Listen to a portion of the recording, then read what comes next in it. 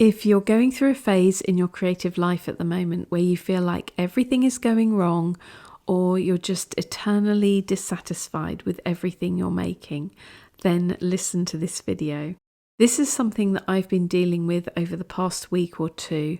I'm currently trying to develop my work and move it in a new direction, and I've spoken about this quite a lot on my channel recently. In the past week or so, I've been working on a new type of paper for me.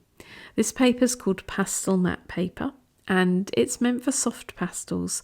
Several people told me that it was really good to use with coloured pencils, so I naturally assumed it would be easy and I'd just get the hang of it really quickly. However, the reality has been something different.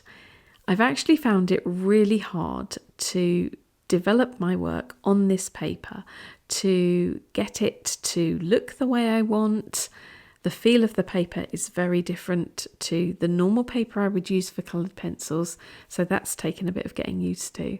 And I've ended up using so many materials, so many sheets of paper, so many pencils, practicing making the kind of artwork I want to make. And as it stands at the moment, I'm pretty much dissatisfied with it all.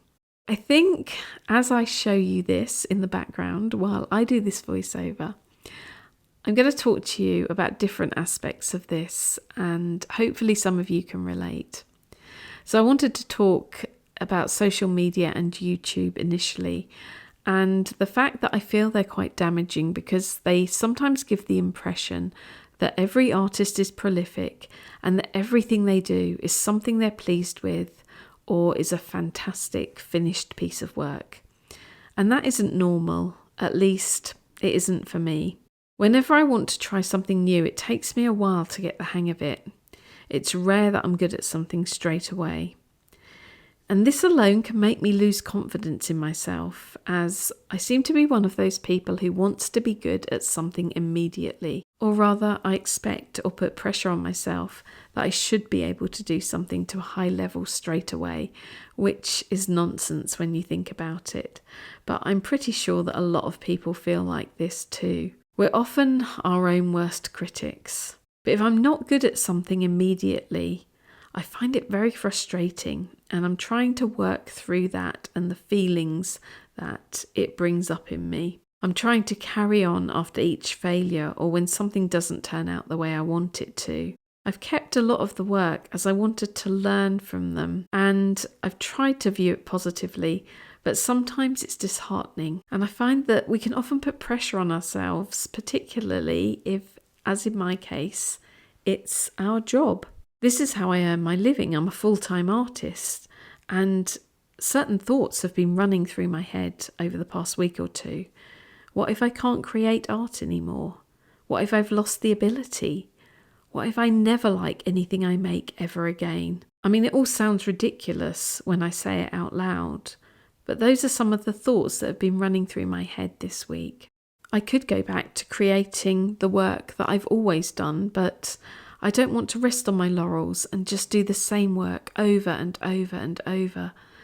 Of course, that's the easy way, because if you do that, you're almost guaranteed success, because you'll have lots of finished pieces that are good and that people want to buy, but you're not developing as an artist and you're not pushing yourself out of your comfort zone at all. I think that sometimes we just have to accept that some things will just take time. The good stuff isn't going to happen immediately. It all takes work, it takes effort, it takes a bit of trial and error.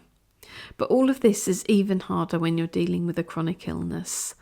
This is something I have, and it's been particularly tricky this summer. The summer months are always hard for me because the heat flares up my illness.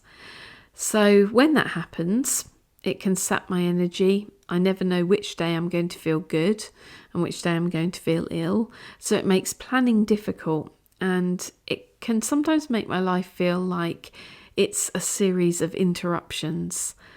I sometimes have to stop a project in mid-flow, and I need more time to rest than other people. So my time to create is sometimes limited. I tried to do something about that this week, actually. I have streamlined my Patreon. After much thought, I've streamlined it so that I only have one tier. and I'm trying to keep things simple. This means that everybody on my Patreon will have access to all of the content I create for Patreon. I think this is going to be a better use of my time. I also hope this means that I'm going to be able to grow my Patreon, because obviously it helps me to develop my work in that it gives me financial security, especially at times like this where I'm not creating enough new work to sell. When you're a full-time artist, I think this is always the pressure you feel, is that you've got to make work to sell.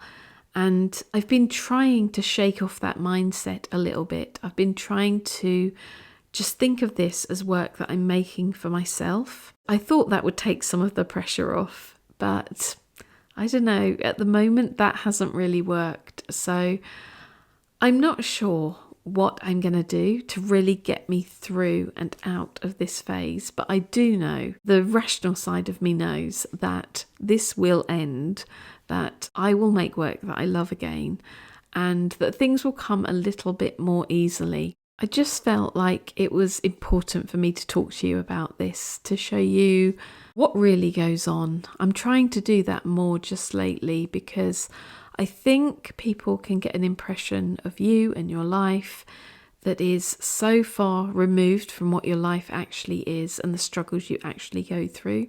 It looks like from the outside I have a brilliant art career and that I create a lot of work that I like and that sells. And of course that's partly true, but the struggle that's behind all of that, all of the hours of practice and of failures and of disappointment before you get to the stage of something you're happy with and something that you feel you can sell, is the other side of it, if that makes sense. And I hope that by telling you this, that you don't feel so bad if you're going through something similar. If you know that somebody who's been a professional artist for a couple of decades now still struggles with things like this, then I hope that that makes you feel a little bit better, because we all love art, and what are we going to do? We're just going to keep on making it until we get out of our slump and make something we really love again. Anyway, I hope that you found this vaguely interesting to listen to. If you did, please give it a thumbs up, because it helps the videos to reach more people. And I will see you again very, very soon with another video, hopefully a longer one. So take care of yourselves, and I will talk to you soon.